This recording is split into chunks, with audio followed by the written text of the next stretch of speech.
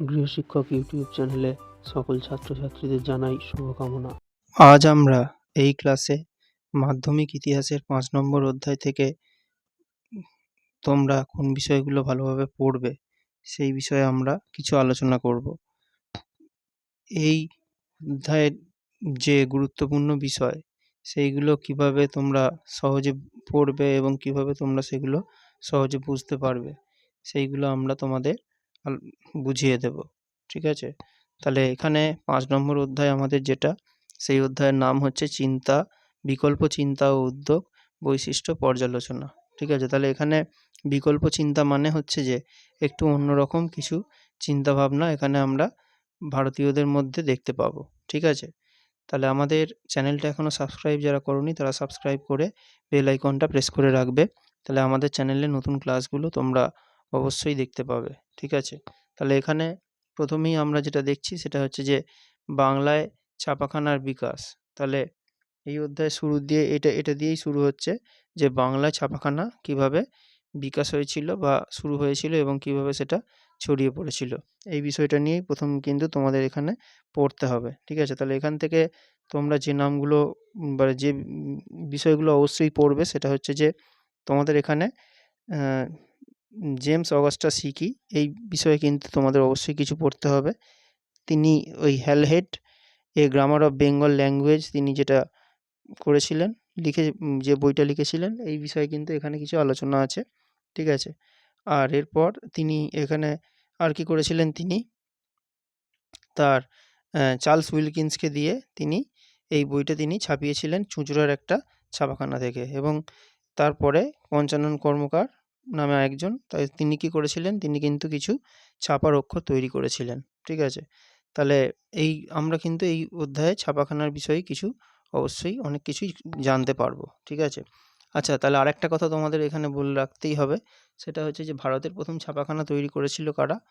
সেটা হচ্ছে আমাদের পর্তুগিজরা ১৫৫৬ সালে। কোথায় হয়েছিল সেটা? ভারতের গোয়ায়। ঠিক আছে? এটা অবশ্যই তোমরা শর্ট কোশ্চেনের জন্য মনে রাখবে। ঠিক আছে?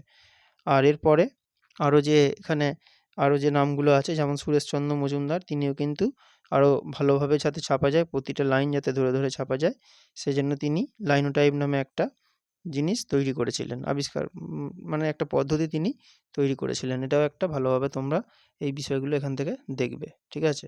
আর এর পরের যে বিষয়টা সেটা হচ্ছে যে ছাপা বইয়ের সঙ্গে শিক্ষা বিস্তারের সম্বন্ধ বা সম্পর্ক। তাহলে ছাপা বইয়ের সঙ্গে শিক্ষা বিস্তারের সম্পর্ক নিশ্চয়ই আছে। কেননা আগেকার দিনে কি হতো? আগেকার দিনে যখন বই ছিল না, বেদের যুগে মানুষকে পড়া শুনে শুনে মনে রাখতে হতো। কিন্তু যখন এরপরে ইংরেজ আমলেও যখন বই তারা দিয়েছিল তখন কিন্তু সব ছাত্রছাত্রীদের কাছে বই থাকতো না। তাহলে কি হতো? তাহলে তারা কিন্তু তাদের মতো করে তারা কিন্তু ইংরেজদের ওই দামি দামি বইগুলো খুব কম মানুষই কিনতে পারতো বা জোগাড় করতে পারতো। তাহলে সেই জন্য শিক্ষাটা সেইভাবে ছড়িয়ে পড়েনি। ঠিক আছে?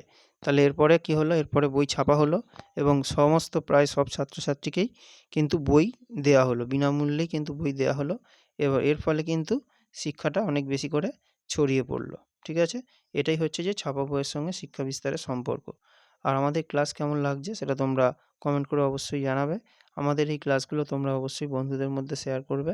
আর আমাদের ক্লাস ভালো লাগলে অবশ্যই তোমরা লাইক করবে। ঠিক আছে? আর এরপরে যেটা এখান থেকে তোমাদের আরও পড়তে হবে সেটা হচ্ছে যে ছাপাখানায় ব্যবসায়িক উদ্যোগ। তাহলে এরপর কিছু মানুষ ছিলেন যারা কি করেছিলেন, যারা কিন্তু এই ছাপাখানাগুলোকে নিয়ে ব্যবসা করেছিলেন বা কিছু জিনিস তারা ছেপেছিলেন এবং সেগুলো তারা বিক্রিও করেছিলেন এবং তারা মানুষের কাছে পৌঁছে গিয়েছিলেন আর কি এইভাবে। ঠিক আছে? তার মধ্যে প্রথম যে নামটা অবশ্যই বলতে হবে বা তোমরা যেটা অবশ্যই তোমাদের বইতে পাবে সেটা হচ্ছে গঙ্গাকিশোর ভট্টাচার্য। তিনি কি করেছিলেন? তিনি একটা মানে পত্রিকারও সম্পাদক ছিলেন বা পত্রিকাও তিনি ছেপেছিলেন। প্রথম বাংলা পত্রিকা যেটা ছাপা হয়েছিল সেটা হচ্ছে বেঙ্গল গেজেট, মানে বঙ্গাল গেজেট বা বেঙ্গল গেজেট, এই পত্রিকাটা। ঠিক আছে? তাহলে এটা ছাপা হয়েছিল। আর এরপরে আরও কিছু মানুষ যারা ছাপাখানার সঙ্গে যুক্ত ছিলেন তার মধ্যে আমরা বিদ্যাসাগরের নামও কিন্তু এখানে দেখতে পাবো। তিনিও কিন্তু এই ছাপাখানার সঙ্গে যুক্ত ছিলেন। ঠিক আছে? বা তিনি অন্যান্য অনেক বই ছেপেছিলেন যেগুলো মানুষ পড়তে পারবে আর কি, ছাত্ররা বা মেয়েরা, সেই জন্য। ঠিক আছে? আর এরপরে আরও দুজনের নাম পাওয়া যাবে এখানে, সেটা হচ্ছে কারা? এরাও কিন্তু ছাপার সঙ্গেই যুক্ত ছিলেন। একজনের নাম হচ্ছে U N Roy and sons. U N রায়টাকে, ইউএন রায়টা হচ্ছে, এটাও তোমরা তোমাদের বইতে পেয়ে যাবে। ইউএন রায় মানে উপেন্দ্র কিশোর রায়চৌধুরী, আর সন্স মানে তার ছেলে, মানে হচ্ছে যে আমাদের সুকুমার রায়। এরাও কিন্তু ছাপাখানাকে নিয়ে অনেক কাজ করেছিলেন। ঠিক আছে? ইউএন রায়ের বিখ্যাত ছাপাখানার জন্য তিনি যেটা করেছিলেন, তৈরি করেছিলেন, বা পদ্ধতি যেটা তিনি করেছিলেন, সেটার নাম হচ্ছে হাফটন ব্লক। এটা তোমরা শর্ট কোশ্চেনে অনেক জায়গাতেই পাবে। এটাও তোমরা তোমাদের বইতে অবশ্যই একটু এই বিষয়গুলো দেখে রাখবে। ঠিক আছে? তাহলে এর পরের ক্লাসে আমরা তোমাদের এই অধ্যায় থেকে, যেটুকু এখন আমরা বলেছি, এই অধ্যায় থেকে আমরা কিছু গুরুত্বপূর্ণ প্রশ্ন উত্তর নিয়ে আলোচনা করব।